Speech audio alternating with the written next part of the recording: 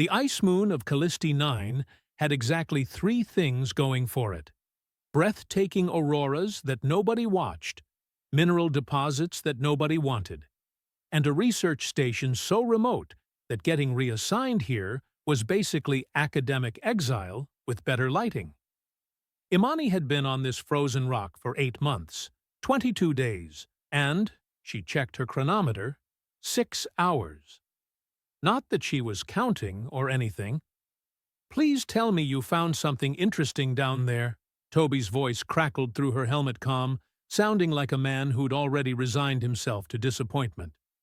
"Because I just spent 3 hours recalibrating the drill's thermal couplings, and if this is another empty chamber, I'm going to reprogram the station AI to only play accordion music." Imani aimed her headlamp into the newly exposed cavity, her breath fogging the inside of her visor. "Define interesting." "Literally anything that isn't frozen dirt or 40,000-year-old plumbing?"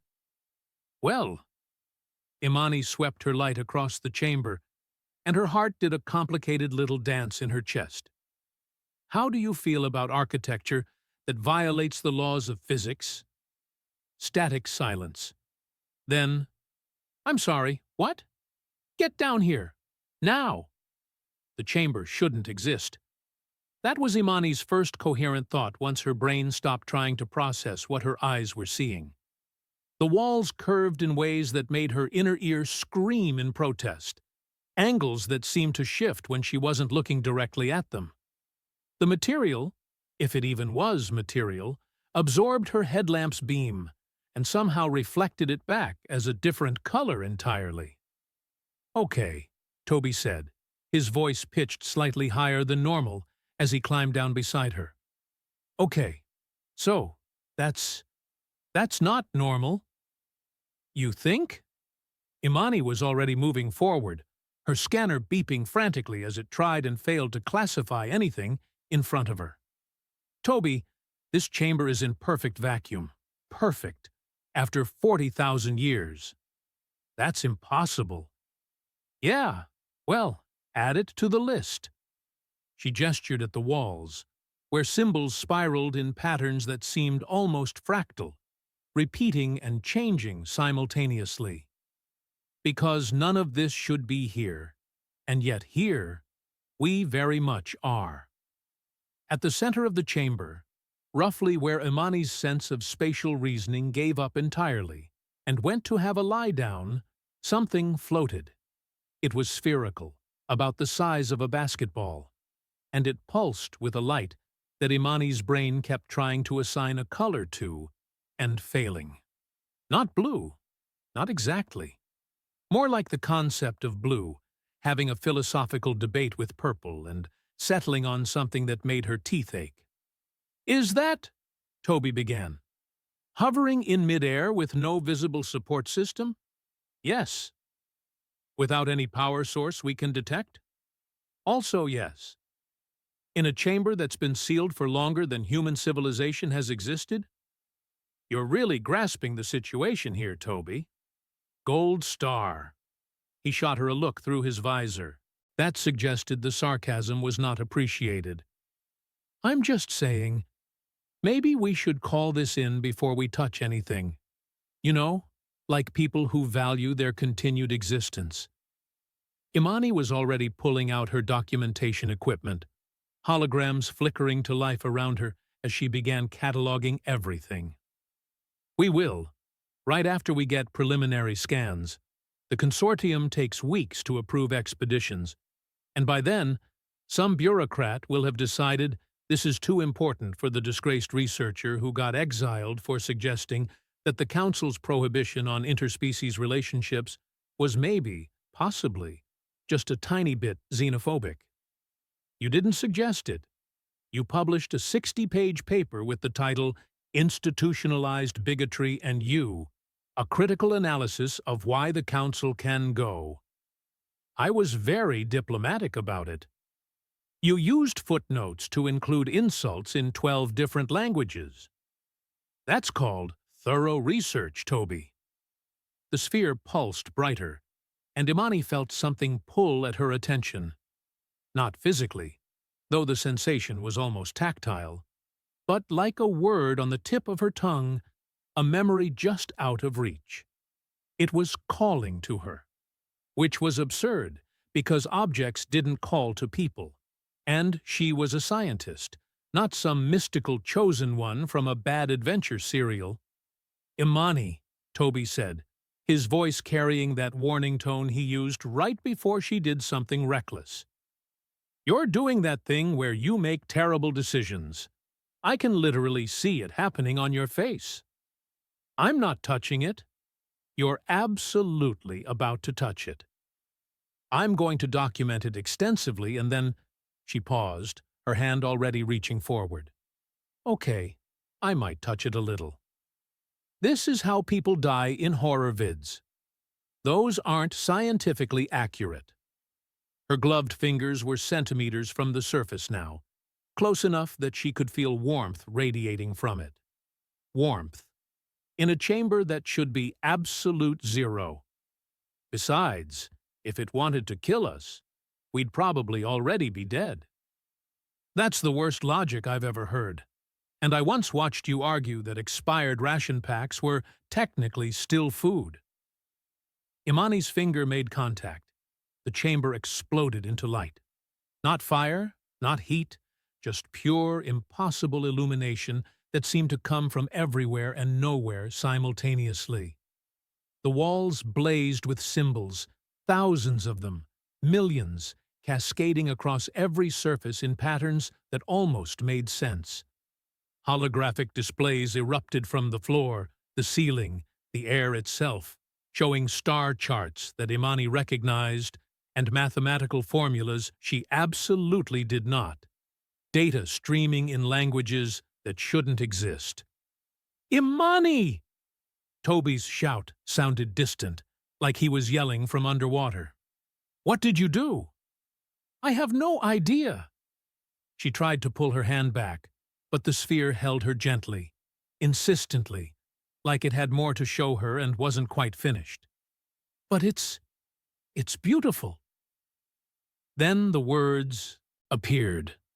They manifested in the air directly in front of her face, letters 3 feet tall, glowing with that same impossible not quite blue light. But these letters she recognized. These letters she'd known since childhood, had written countless times, had signed on papers and permits, and that one very angry resignation letter. Imani, just her name. Floating in perfect modern, shouldn't-exist-here English. The sphere released her hand, and Imani stumbled backward into Toby, who caught her more through luck than coordination. They both stared at the name hovering in the air, pulsing gently like a heartbeat. "So," Toby said, his voice very quiet and very carefully controlled. "Just to be clear, that's your name, your actual name, in English, which is a language from Earth, which is on the other side of the galaxy, in a chamber that's been sealed since before English existed, before humans discovered fire, before—" "Yeah," Imani whispered. "I'm getting the picture." "And you said this wouldn't be interesting." She laughed, a slightly hysterical sound that echoed strangely in the chamber. "I may have miscalculated." The name continued to pulse, patient and persistent, and all around them, the holographic displays cycled through information that would take lifetimes to understand. Star charts showing systems that didn't exist in any database. Mathematical proofs that solved problems Imani hadn't known needed solving. And underneath it all, like a rhythm she could feel in her bones, a countdown. Toby's scanner beeped, and he glanced down at it. Then glanced again. Then made a small, strangled noise. "What?" Imani asked, still staring at her name. "The sphere. I'm finally getting readings on its composition." "And?" "And according to this, it's made of matter that shouldn't be stable. The atomic structure it's like someone took the periodic table and said, 'No thanks, I'll make my own.'" He looked up at her, his eyes wide behind his visor. Imani, this thing is held together by physics that don't exist. Well, she said, trying for levity and landing somewhere near mild panic, that's not ominous at all. Her name pulsed brighter, and suddenly more text appeared beneath it, scrolling slowly upward, awaiting confirmation. Primary operator recognized initialization. Sequence ready. Operator? Toby read aloud. Initialization? Imani? I don't like where this is going. That makes two of us. She stepped closer again, unable to help herself. The sphere was beautiful in a way that made her chest tight, like looking at something that shouldn't exist but desperately wanted to. But we can't just leave it. Whatever this is, whoever made it, they knew my name. 40,000 years ago, someone knew I would be here. Or, Toby countered, it's a really, really unfortunate coincidence. A coincidence? She pointed at her name, still glowing in the air. My full name. My exact name. In perfect English. That's your theory? I'm grasping at straws here. My alternative theories are either time travel, precognition, or that we're both having a very elaborate shared hallucination brought on by recycled air and poor life choices. The sphere pulsed again, and this time Imani could have sworn it felt amused, which was ridiculous. Objects didn't have emotions, especially not 40,000-year-old impossible objects that knew her name. She reached out again, slower this time, and placed her palm flat against the surface. It was warm, almost body temperature, and beneath her hand she could feel something like a heartbeat. The displays around them shifted, focusing, and suddenly Imani was looking at an image of the galaxy. Their galaxy, but different, marked. Points of light scattered across the spiral arms, pulsing in sequence. And at the center of it all, her name, waiting. Toby, she said quietly, I think we need to call this in after all. You think? But first, she pulled out her personal recorder, the one that backed up to her private server, not the station's official network. First, we document everything. Because something tells me that once the consortium gets involved, this stops being about science and starts being about politics. You mean like last time? Exactly like last time. She began recording, her voice steady despite the way her hands were shaking. Personal log, Imani, 8th month of exile on Callisti 9. Today, we discovered a chamber containing technology that shouldn't exist, displaying my name in a language that shouldn't be possible, in a location that defies every known law of physics and archaeology. She paused, looking at the sphere. And I have absolutely no idea what happens next. The sphere pulsed one more time, and beneath her name, new words appeared. They are coming then. The light dimmed, the holograms faded, and the chamber returned to something approximating normal.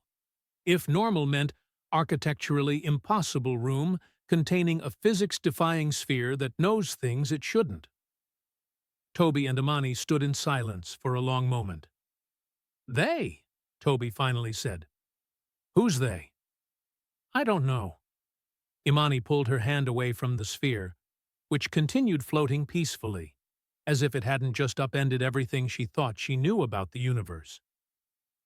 But something tells me we're about to find out. Her recorder was still running, capturing every angle of the chamber, every symbol on the walls. Evidence. Proof. Because when the consortium arrived, and they would arrive, automated alerts had probably already pinged the moment the chamber opened, she needed to make sure her version of events was on record. The version where, for once, humanity had found something first. Something important. Something that apparently had been waiting for her, specifically, for 40,000 years. So, Toby said, already packing up his equipment with the efficient movements of someone who'd learned to expect the unexpected. On a scale of 1 to career-endingly catastrophic, how bad do you think this is going to get? Imani looked at her name, still faintly visible in the air, and thought about warnings carved in stone by civilizations that no longer existed, about messages in bottles thrown across time itself, about the fact that something had been waiting here, patient and impossibly ancient, for her to arrive. "Toby," she said, "I think we just broke the scale." The next 18 hours were a masterclass in controlled chaos, masquerading as scientific process. Imani ran every scan she could think of, then invented 3 new ones. The sphere, she'd started calling it the Relic in her notes, because impossible physics-defying orb was too long to type repeatedly, remained infuriatingly cooperative. It responded to her touch, displayed information when she asked questions, and generally acted like piece of technology that had been waiting 40 millennia for tech support to arrive. Toby, meanwhile, had appointed himself chief pessimist and was doing an excellent job. "The material analysis came back," he said, squinting at his tablet like it had personally offended him. Or rather, it came back, threw up its hands, and admitted defeat. According to the lab, the relic is composed of elements that technically exist, but in combinations that should immediately collapse into quantum foam. Should being the operative word. Imani was tracing one of the wall symbols with her finger, watching it glow in response. Clearly, someone forgot to tell the relic about what it should and shouldn't do. That's not how physics works.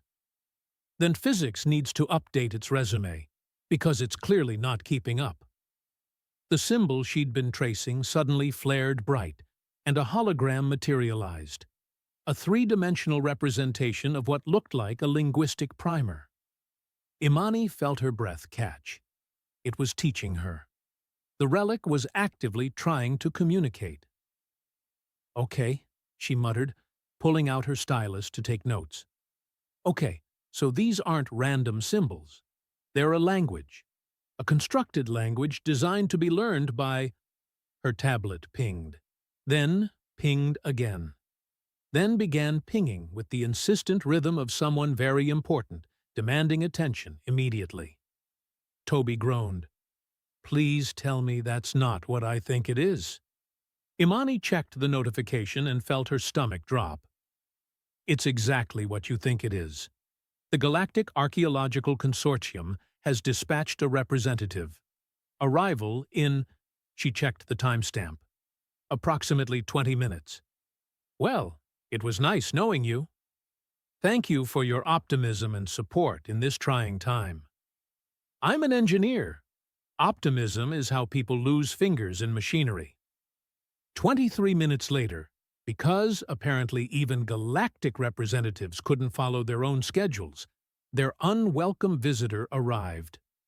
Lixmupo descended into the excavation site with all the grace and humility of a tenured professor, arriving to explain why everyone else was wrong.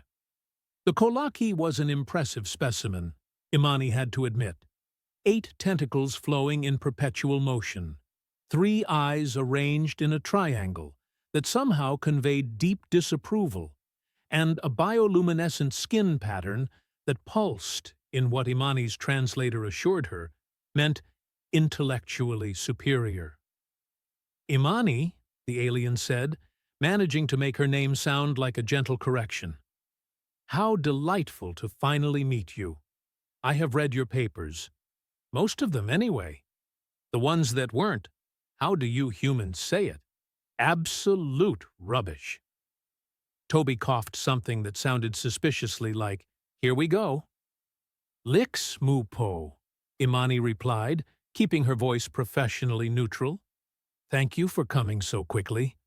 As you can see, we've made a discovery that requires immediate—" Yes, the automated alerts were quite hysterical about it.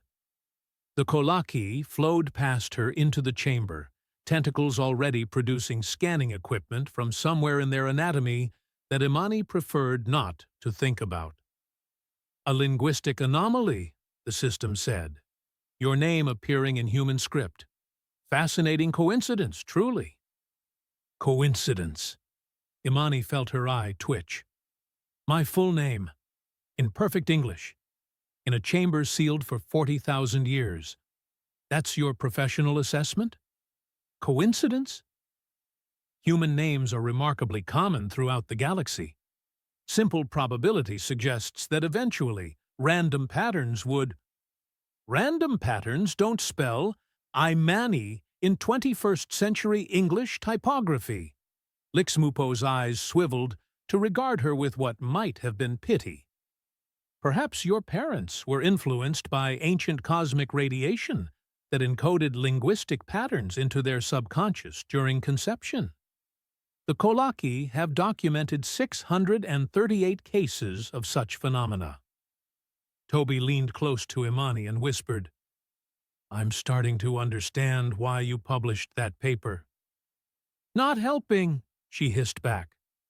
The Kolaki had reached the relic now, and Imani felt a sudden spike of anxiety as those tentacles extended toward it. Wait! Standard protocol requires a full spectral analysis using Kolaki technology, Lixmupo announced. Your human equipment is adequate for preliminary surveys, but for true understanding, I really don't think you should. One tentacle made contact with the relic's surface. For a heartbeat, nothing happened. Then the chamber screamed. Not audibly, though Imani's ears rang anyway, but through every sense at once. Light erupted from the relic in waves that shouldn't exist in three-dimensional space. Colors that her brain kept trying to process and failing. Patterns that felt like they were being carved directly into her retinas. The energy pulse hit like a physical blow, sending all three of them stumbling backward. Lixmupo made a sound no translator could capture, somewhere between alarm and profound academic offense. When the light cleared, and Imani's vision stopped doing funny things, the relic had changed. It was still hovering, still pulsing with that not-quite-blue light, but now it was projecting something new into the air above it. A map. Three-dimensional, rotating slowly, showing their galaxy in perfect detail. And there, highlighted in angry red that pulsed like a warning, was a region of space Imani recognized immediately. Oh no, Toby said. Oh no, no, no. That's the null zone, Imani finished, her mouth suddenly dry. That's the null zone. The null zone was where expeditions went to die. A region of space, roughly 1,000 light-years across, where ships entered and never returned, where communication ceased, where even automated probes went silent within hours. The consortium had declared it off-limits 16 years ago after losing the 5th research vessel.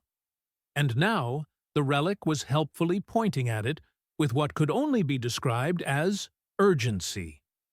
This is unprecedented, Lixmupo said, recovering their composure with admirable speed. Their tentacles were already moving, capturing holographic images. A pre-contact civilization with knowledge of galactic geography. This changes everything we know about. It's not just showing us the location, Imani interrupted, moving closer. The symbols around the map were similar to the ones on the walls, but these were more insistent, more immediate. These are coordinates, specific coordinates within the null zone, and this, she pointed at a string of numbers counting downward, this is a countdown. Countdown to what? How should I know? The relic hasn't exactly provided an instruction manual. Toby was running calculations on his tablet, his face growing progressively paler. If this countdown is in standard galactic time units, and that's a big if, We have approximately 68 hours before it reaches zero. 68 hours until what? Lixmupo demanded, all pretense of academic superiority temporarily abandoned. The relic pulsed, and new text appeared, this time in multiple languages simultaneously. Imani recognized English, Kolaki script, and at least a dozen other alphabets she'd seen in xenolinguistic databases, all saying the same thing. Convergence point. Approaching temporal cascade. Imminent primary operator required. Operator, Imani read aloud. It keeps using that word. Primary operator. That's... She looked at her name, still faintly visible among the projections. That's me. It thinks I'm supposed to operate it. Absolutely not, Lixmupo said, their skin flashing colors that Imani's translator rendered as official consortium prohibition. This artifact is far too dangerous for human interaction. It will be transported to the central archive, where experts can... The relic flared again, brighter this time, and every piece of equipment in the chamber simultaneously went dead. Lixmupo's scanners, Toby's tablet, even Imani's backup recorder. Everything except the relic itself, which continued glowing with serene, impossible patience. Or, Toby said into the sudden silence, maybe it has opinions about that plan. More text appeared, and this time there was no mistaking the tone. Authorization required. Imani only unauthorized removal will result in permanent deactivation. Primary operator must proceed to convergence point. Well, Imani said, staring at the words, I guess that settles that. Lixmupo's three eyes all focused on her simultaneously, which was deeply unsettling. You cannot possibly be considering this. The null zone is a death trap. No one who enters returns. Yeah, I got that from the name. Imani was already moving, though she wasn't entirely sure toward what. The relic? The exit? Some middle ground between cooperation and complete panic? But apparently, I'm the primary operator of a 40,000-year-old device that knows my name and wants me to fly into the galaxy's most notorious dead zone within the next 3 days. So my options are somewhat limited. This is insanity. Welcome to my life. Toby, how fast can we get a ship?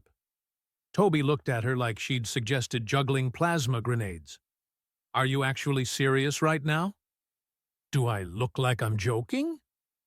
You look like someone who's about to make a catastrophically bad decision, which, to be fair, is your default expression.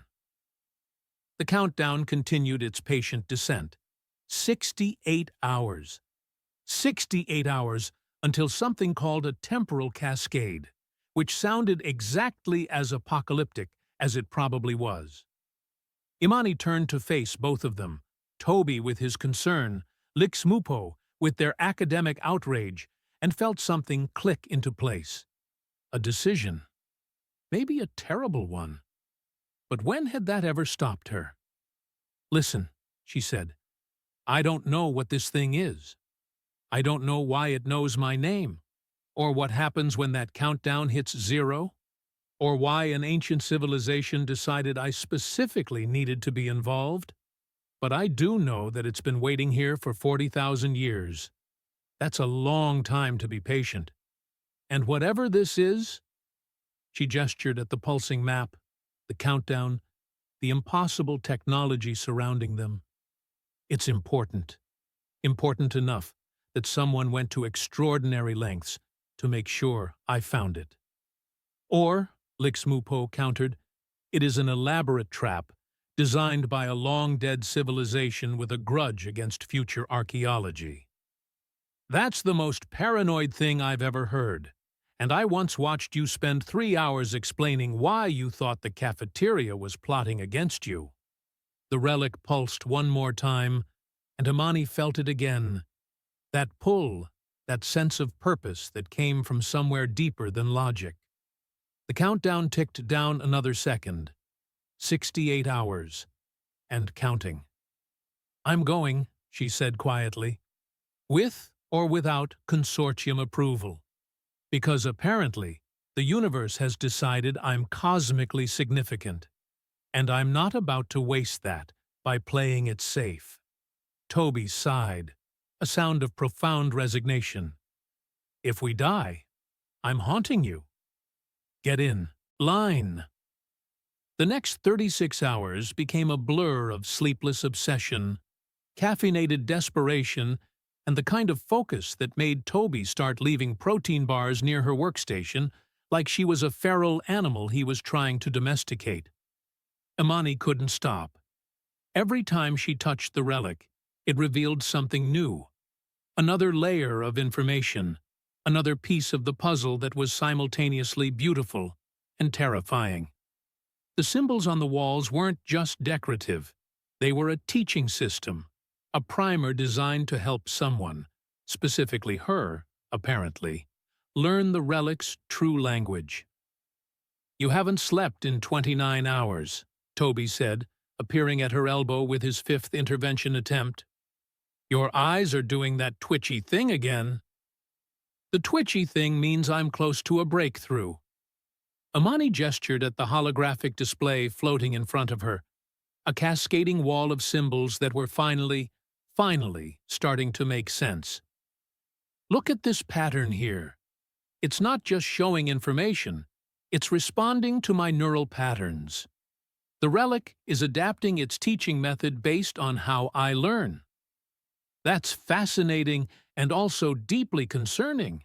You know it's not alive, right?" "Then why does it feel like it's talking to me?" Toby opened his mouth, closed it, and settled for looking worried. "That's what concerns me." But Imani was already moving past him, her fingers dancing through the holographic interface as pieces clicked into place. The symbols weren't random. They were a story, a message encoded not just in language, but in mathematics, in physics, in the fundamental structure of reality itself. And the story they told was impossible. "Toby," she said, her voice barely above a whisper, "I need you to look at something." He moved closer, squinting at the display. "What am I looking at?" "Temporal mechanics, quantum causality loops. This section here," she highlighted a particularly dense cluster of symbols. "This is a description of timeline collapse. Multiple realities converging, collapsing, ceasing to exist." "Okay, and that's terrifying. But what does it mean?" Imani's hands were shaking now as she pulled up more data, cross-referencing the symbols with the star charts the relic had shown them. "It means the relic wasn't created by some ancient alien civilization. It was created by humans. By us." "That's impossible. Humans have only been spacefaring for 300 years, and this thing is 40,000 years old." "Not our humans," Imani said, and the words felt like ice in her mouth. "Humans from a different timeline. An advanced human civilization that existed in a reality parallel to ours. And they—" She had to stop, had to breathe, because the implications were too vast. "They don't exist anymore. Their entire timeline collapsed. Erased. Like it never happened." The chamber was very quiet, except for the soft hum of the relic. "You're saying," Toby said carefully, "that an entire branch of reality ceased to exist, and before it did, they built this thing and sent it back through time to— what? Warn us?" "Not just warn us." Imani pulled up the countdown, which now read 51 hours. "They encoded my quantum signature into the relic. Me, specifically. They reached across the collapse of their own reality to make sure this message would only activate for one person. But why you?" "I don't know." The frustration bled through her voice. "I'm nobody. I got exiled for writing an angry paper. I'm not special. I'm not chosen. I'm just—" The relic pulsed, and suddenly Imani was seeing things that weren't there.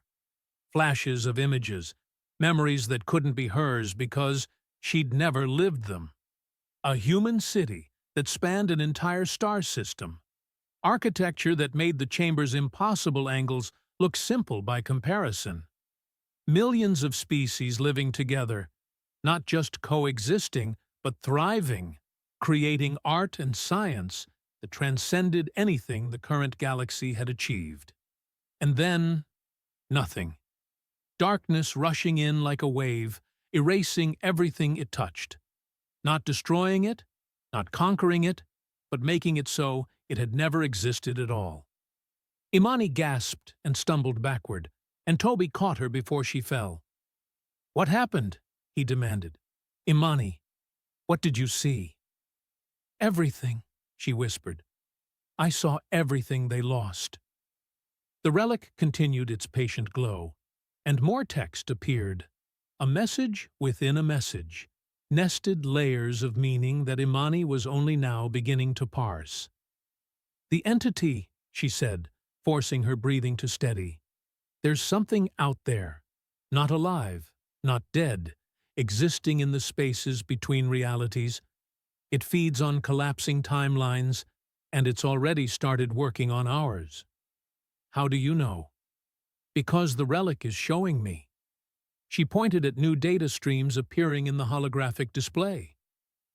"These are temporal anomalies, causality violations, small ones, barely noticeable, but they're increasing. The entity doesn't destroy realities. It makes them impossible.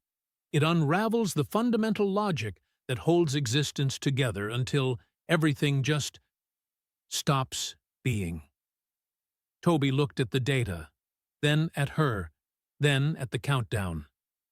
"And we have 51 hours before what, exactly?" "Before the convergence point. The null zone isn't just where ships disappear. It's where the entity is strongest in our reality. It's a weak point in the fabric of space-time, and in 51 hours, it's going to tear completely. So we're all going to cease existing, unless we stop it.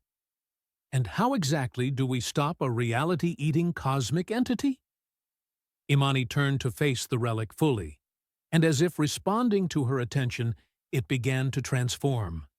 The sphere unfolded, not mechanically, but like origami made of light, revealing internal structures that looked part navigation system, part weapon, part something she had no words for. "The humans from the erased timeline," she said, watching the transformation with awe. "Before they vanished, they built safeguards, machines hidden throughout the galaxy, designed to stabilize reality and repel the entity. But they need to be activated in a specific sequence, at specific times, from specific locations. Starting with the null zone. Starting with the null zone." A sound behind them made both of them turn. Lixmupo had been so quiet that Imani had almost forgotten the Kolaki was there, observing everything with those 3 unblinking eyes. "This is," the alien said slowly, "the most extraordinary and terrifying discovery in galactic history." "Yeah, we're getting that impression," Toby muttered. But Lixmupo was moving forward now, tentacles extended not in aggression, but in something that looked almost like reverence. "I have spent my entire life studying the remnants of dead civilizations. I have catalogued the final words of species that watched their stars die, documented the last transmissions of cultures that knew they were ending. But this—" The alien's skin flashed colors that Imani's translator couldn't quite capture. "This is a message from a civilization that fought against oblivion itself and lost. And they used their final moments not for mourning, but for hope." The relic pulsed in what Imani could have sworn was acknowledgement. "I was wrong," Lixmupo continued, and the admission seemed to cost the Kolaki something. "Wrong to dismiss you, Wrong to assume this was simple coincidence. Wrong to believe that humanity was too young to understand. The evidence is irrefutable. You are the primary operator. This is your purpose. I don't want a purpose, Imani said, but the words felt hollow. I want to understand why. Why me? Out of billions of humans, trillions of beings across the galaxy, why did they choose me? The relic responded, and this time the message was longer, more complex. Imani felt it downloading into her mind, not as words, but as understanding. Concepts that bypassed language entirely and went straight to meaning. She saw herself, not as she was now, but as variations. Infinite versions across infinite timelines, each one slightly different. In some, she was a teacher. In others, an engineer, a pilot, a parent, a revolutionary. In one particularly odd timeline, she appeared to be a professional musician specializing in an instrument that didn't exist. But in all of them, every single iteration, there was one constant. She never gave up, even when giving up would be easier, safer, more logical. She kept pushing forward, kept questioning, kept fighting for what she believed was right, even when everyone told her she was wrong. The vision shifted, showing her the timeline that had been erased. There was another Imani there, older, scarred, exhausted, but still standing, still fighting. And in the final moments before that reality collapsed, that other version of herself had made a choice. She'd encoded her quantum signature, the fundamental pattern that made her who she was across all possible realities, into the relic. A message to any timeline where another version of her existed. A plea for help from a woman who would never exist to a woman who did. The vision faded, and Imani found tears streaming down her face. She knew, Imani whispered. She knew I would find it, knew I would understand. Because she was me, and she knew I wouldn't walk away from this even if I wanted to. Toby's hand found her shoulder, steadying her. So what do we do? Imani wiped her eyes and looked at the relic, which had finished its transformation. It looked like a navigation device now, sleek and purposeful, with interfaces that her hands seemed to know how to use, despite never having seen them before. We go to the null zone, she said. We activate the safeguards. We save the galaxy from a threat it doesn't even know exists. And if we fail, then we cease to exist, along with everything else. But at least we'll fail trying. Lixmupo's skin flashed determined blue. Then I am coming with you. The consortium will have my tentacles for this, but some discoveries are worth risking everything. Plus, Toby added with his particular brand of gallows humor, if reality collapses, there won't be a consortium left to punish anyone. So really, it's a win-win. The countdown read 48 hours. Imani picked up the relic. It felt warm and right in her hands, like a tool she'd been meant to hold, and headed for the exit. Let's go save the universe, she said. I've always wanted to add prevented cosmic apocalypse to my resume. Commandeering a research vessel turned out to be surprisingly easy when you had a Kolaki representative willing to abuse their diplomatic credentials and an engineer who knew exactly which protocols to ignore. This is theft, Toby said, expertly bypassing the ship's security systems. It's emergency requisition, Lixmupo corrected, tentacles flowing across multiple control panels simultaneously.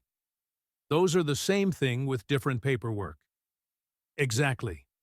The paperwork can wait until after we prevent reality from collapsing. The ship, designation Morning Catalyst, which Imani found either prophetic or deeply ironic, launched from Callisti 9 with minimal fuss and maximum violations of launch protocols. Within minutes, They were accelerating toward the one place in the galaxy that promised certain death. Imani sat alone in the observation deck, the relic cradled in her lap. It had been displaying new information constantly since they'd departed. Coordinates for 6 other locations scattered across the galaxy, each one more remote and dangerous than the last. This wasn't just about saving the timeline. It was about ensuring the survival of countless others. "Why did you choose me?" she whispered to the device. "Really?" The relic pulsed, and text appeared in the air.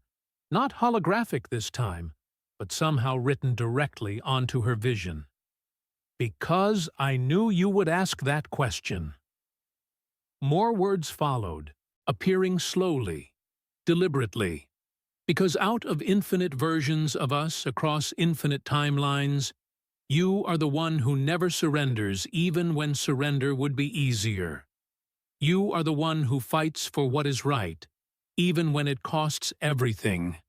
That is not destiny, that is character. Now go save everyone I could not." The message was signed, and Imani's breath caught, with her own name. Not her current self, but the other Imani. The one from the erased timeline. The one who had fought and lost, and used her final moments to give someone else a chance. Imani laughed through tears, because, of course, a 40,000-year-old device containing the last hope of an extinct humanity would be this absurdly dramatic. "Talking to yourself again?" Toby appeared in the doorway, carrying 2 cups of something that was technically classified as coffee.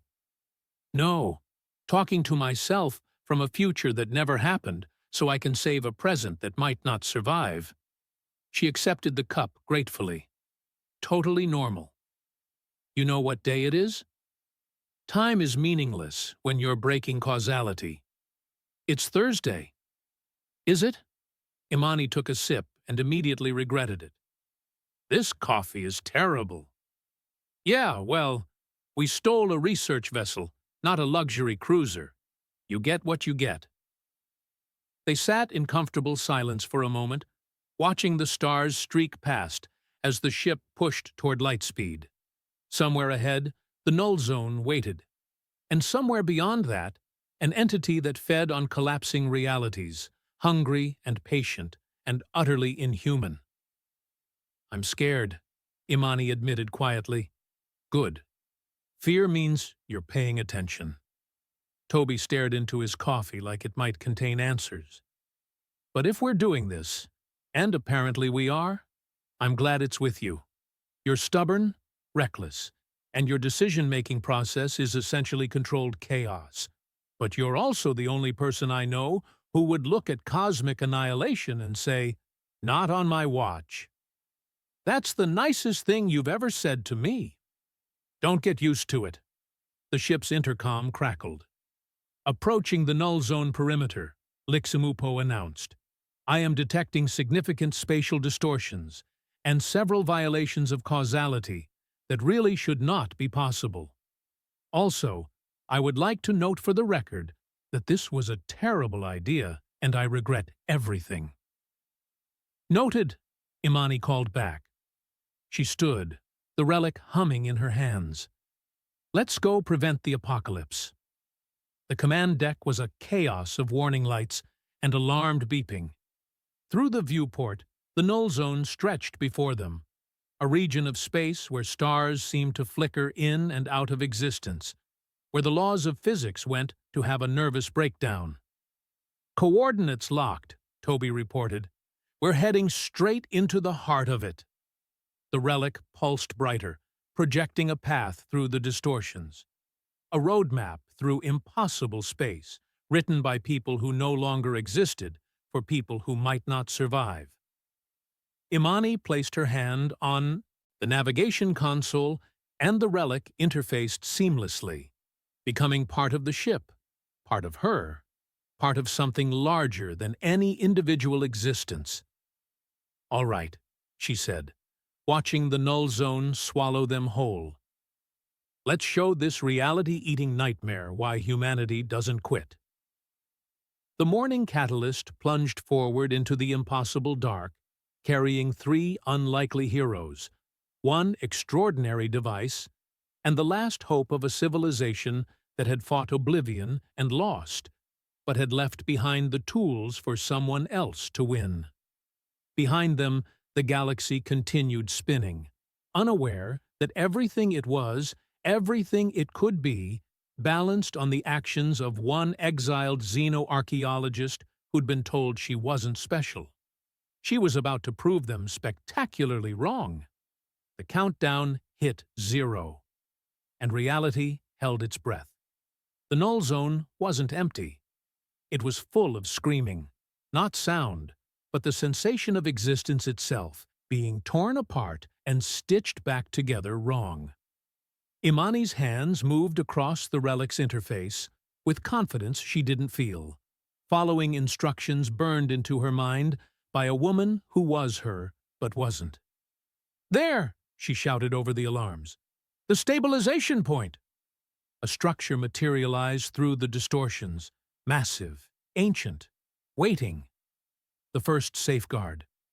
The relic sang in her hands, resonating with machinery that had slumbered for eons. Toby kept the ship steady through impossible turbulence. Lixmupo called out coordinates that shouldn't exist. And Imani reached out with the relic and activated what her alternate self had built. Light erupted, not destroying, but stabilizing.